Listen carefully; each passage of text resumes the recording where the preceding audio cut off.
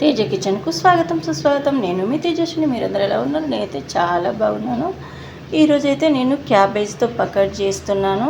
Subscribe చేసుకోకపోతే ఈ ఛానల్ని వెంటనే సబ్స్క్రైబ్ చేసుకోండి. నేనైతే క్యాబేజీ ఒక అరకిలో తీసుకున్నాను. అరకిలో క్యాబేజీని ఇలా శుభ్రంగా కడిగి కట్ చేసుకొని కడగాలి. కడిగి మంచిగా తీసుకున్నాను. దీన్ని బౌల్లో వేసేసుకుందాము. కొంచెం పెద్దగా ఉండే బౌల్లో వేసుకుందాము.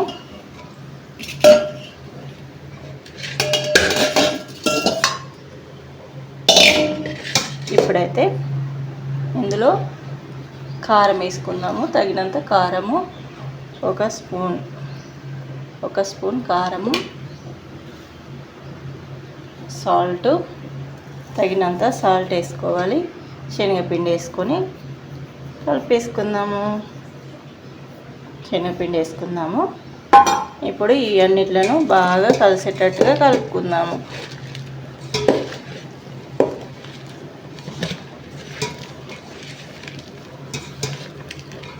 కొన్ని వాటర్ పోసుకుంటూ కలుపుకోవాలి. వాటర్ పోసుకుంటూ కలిపేసుకుందాము. మన పకోడీ పిండిలాగా కలుపుకోవాలి. దీన్ని అయితే కొన్ని వాటర్ పడతాయి, కొన్ని వాటర్ పోసుకోవాలి అంతే. ఇంకా శనగపిండి సరిపోకపోతే కొంచెం గోధుమ పిండి కూడా వేసుకొని కలుపుకుంటున్నాను. ఇలా కలుపుకోవాలి. మనకు పకోడీ పిండి ఎలా అయితే ఉంటుందో ఆ విధంగా కలుపుకున్నాము. కలుపుకొని డీప్ ఫ్రైకి సరిపడా ఆయిల్ పెట్టుకోవాలి. ఆయిల్ పెట్టుకొని దీన్ని అయితే వేసేసుకుందాము మనము పకోడీని.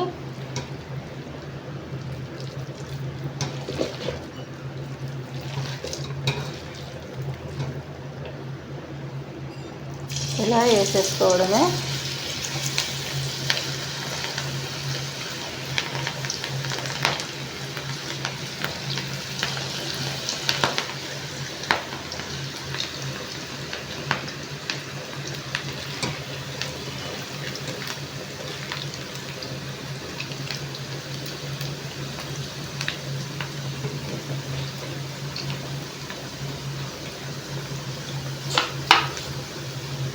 సైడు కాలిన తర్వాత ఇంకో సైడు తిప్పుకోవాలి.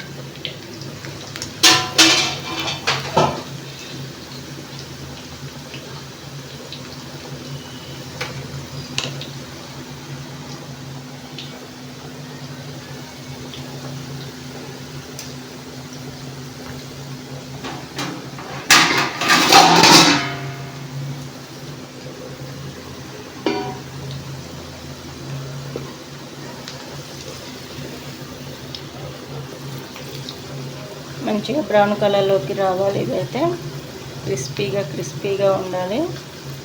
నేను కొంచెం గోధుమ పిండి కూడా వేసి కలుపుకున్నాను. మీరు అచ్చం శనగపిండి అనుకుంటే శనగపిండి కూడా వేసుకోవచ్చు.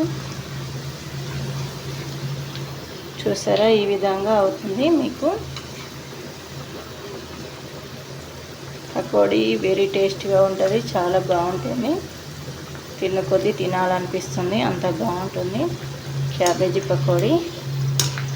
తీసేసుకోవడమే, ఇంతే. మన పకోడీ రెడీ అయిపోయింది. చాలా తక్కువ ఇంగ్రీడియంట్స్తోని చాలా బాగా చేసుకోవచ్చు.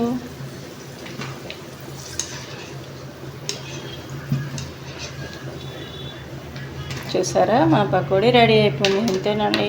మీకు కనుక ఈ పకోడీ నచ్చినట్లయితే తేజ కిచెన్ లైక్, షేర్